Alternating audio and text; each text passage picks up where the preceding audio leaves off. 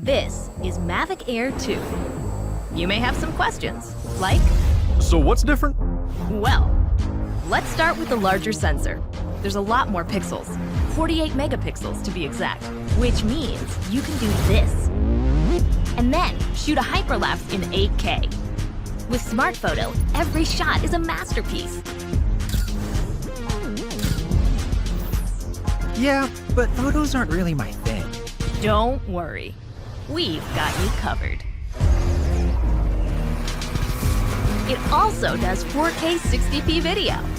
You can also slow things down. Way-do.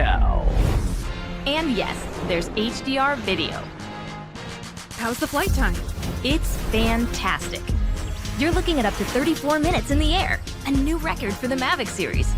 We've added OcuSync 2.0, so you can fly longer and see clearer. What if I'm not a great pilot? That's where FocusTrack comes in, so you can fly like a pro. Or just press a button. Here's the best part: automatic obstacle avoidance. Okay, but what do I do with all these shots? Here's an idea. Use the DJI Fly app to edit and share your moments with just a tap. So, what's different?